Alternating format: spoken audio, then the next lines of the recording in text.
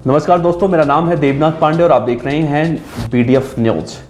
तो सिद्धू मूसेवाला केस में एक नया मोड़ आ चुका है। दरअसल लॉरेंस बिश्नोई का छोटा भाई, जिसे अनमोल बिश्नोई भी कहा जाता है, और सचिन थापन, जो कि लॉरेंस बिश्नोई का भांजा बताता है अपने आप को। और सचिन थापन ये वही है, याद रखिएगा, जिसका ऑडियो थोड़े दिन पहले एक रिलीज हुआ था न्यूज़ 18 इंडिया चैनल से बातचीत करते हुए, और उसमें उसने कहा था कि सिद्धू मूसेवाला को मैंने ही गोलियों से भून डाला था। हालांकि ये बातें बाद में झूठी निकली। पुलिस की जांच की दिशा को भ्रमित करने के लिए ऐसी बातें जानबूझकर मीडिया में फैलाई गई थी।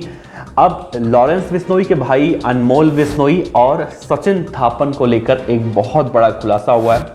दरअसल कहा जा रहा है कि लॉरेंस बिश्नोई सिद्धू मूसेवाला को भले ही मारना चाहता था, लेकिन सिद्धू मूसेवाला को मारना इतना आसान नहीं था। उसे पता था कि सिद्धू मूसेवाला को अगर मारा गया तो ये विक्की मिद्दू खेड़ा जैसा हाल नहीं होगा। विक्की मिद्दू खेड़ा के बाद क्या हुआ था कि आप खुद सोचिए, अगर 7 अगस्त 2021 में आप जाएंगे तो आप याद करेंगे जब विक्की मिद्दू खेड़ा की हत्या हुई थी तो ऐसे मामला गर्म हुआ था, लेकिन इतना ज़्यादा ये मामला नहीं गर्म हुआ था। यानी कि सिद्धू मूसेवाला के साथ जो लोगों का भावनात्मक जुड़ाव जो देखने को मिला, ऐसा जुड़ाव विक्की मिद्दू खेड़ा के साथ नहीं देखने को मिला था। और शायद यही सबसे बड़ी वजह भी रही कि विक्की मिद्दू खेड़ा का जो भी मामला था उसमें इतना ज़्यादा सब कुछ देखने को नहीं मिला। यानी कि जो न्याय की मांग उठी या सोशल मीडिया या फिर आज के ज़माने में जो भी हम देखते हैं कि लोग इंसाफ दिलाने के लिए तरह तरह के तरीके अपनाते हैं, विक्की मिद्दू खेड़ा के मामले में नहीं देखने को मिला। अब लॉरेंस बिश्नोई को ये पता था कि अगर हम सिद्धू मूसेवाला को मारते हैं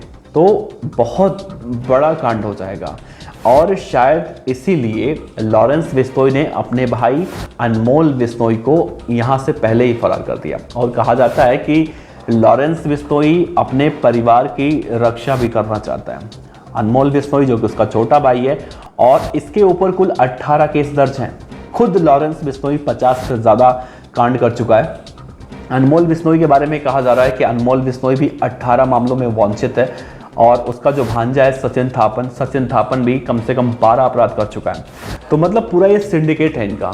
दरअसल जो मैं आपको बताना चाह रहा हूँ उसमें बात ये है, आपको याद होगा कि सिद्धू मूसेवाला केस में जो पहली लीड पुलिस को मिली थी वो गैंगस्टर शाहरुख के रूप में मिली थी। आप इसका चेहरा देखिए, यही है गैंगस्टर शाहरुख, जो कि दिल्ली के कुख्यात गैंगस्टर हाशिम बाबा का गुर्गा कहा जाता है। ये आपसे 1 से 1.5 महीने, माफ कीजिएगा, 2 महीने पहले पकड़ा गया था। इसे दिल्ली पुलिस की स्पेशल सेल ने पकड़ा था, और जब शाहरुख से पूछताछ की गई तो उसने ये खुलासा किया था कि सिद्धू मूसेवाला को मारने के लिए पहले मैं गया था, लेकिन जब मैंने देखा कि सिद्धू के साथ 10-10 कमांडो हैं और सभी के हाथ में AK-47 जैसी हाईटेक राइफल हैं, सिद्धू मूसेवाला को मारने तो हम जाएंगे, लेकिन उल्टा हमें वही हाल होगा जो जितेंद्र गोगी के हत्यारों का हुआ था। यानी कि वो भी मार दिए जाएंगे, बचेंगे नहीं।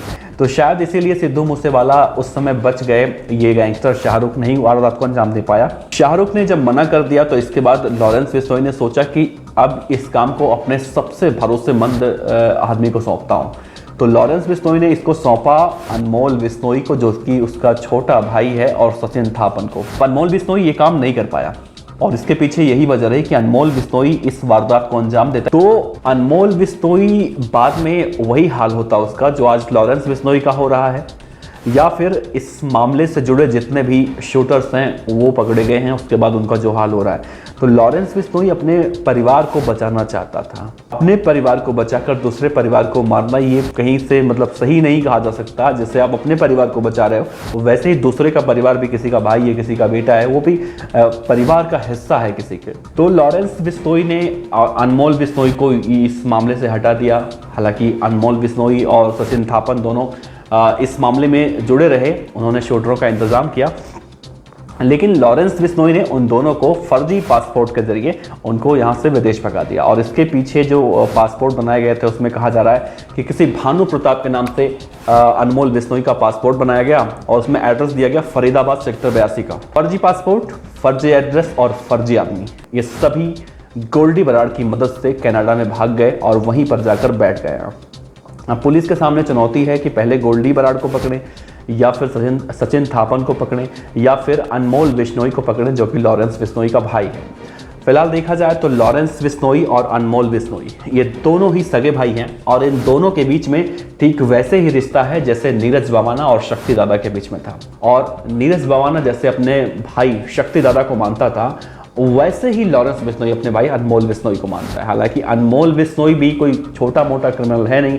जैसा मैंने आपसे कहा कि अनमोल बिश्नोई के ऊपर करीब 18 आपराधिक मामले अब तक दर्ज हैं। उसके भांजे सचिन बिश्नोई के ऊपर 12 से ज्यादा आपराधिक मामले दर्ज हैं। और ये भी जानकारी निकलकर सामने आ रही है कि लॉरेंस पहले अपने भाई को विदेश में भेजा, अपने भांजे को विदेश में भेजा, और अब गोल्डी बराड़ के बारे में जानकारी निकलकर सामने आ रही है कि गोल्डी बराड़ अब लॉरेंस बिश्नोई का भी इंतजाम कर रहा है। और कहा जा रहा है कि गोल्डी बराड़ अब लॉरेंस बिश्नोई को भी विदेश भगाने के फिराक में है और इसके लिए वो एड़ी से चोटी का जोर लगा रहा है, रेकी करवा रहा है। इसकी जानकारी खुफिया एजेंसियों को पहले लग चुकी है और इसी के मद्देनजर जब लॉरेंस बिश्नोई की कोर्ट में पेशी होती है तो देखने को मिलता है कि जो बख्तरबंद गाड़ियां हैं जिसमें लॉरेंस बिश्नोई को बैठा कर ले जाया जाता है उसकी संख्या 2 है और पहले एक डमी काफिला निकलता है और उस डमी काफिले के निकल जाने के बाद लॉरेंस बिश्नोई को ले जाया जाता है। हालांकि ऐसा हर बार होता है ये हम नहीं कहेंगे, क्योंकि पुलिस लगातार लॉरेंस बिश्नोई की सुरक्षा को लेकर भी बहुत ज़्यादा सतर्क है। फिलहाल इन सब खबरों को लेकर आप क्या सोचते हैं, आप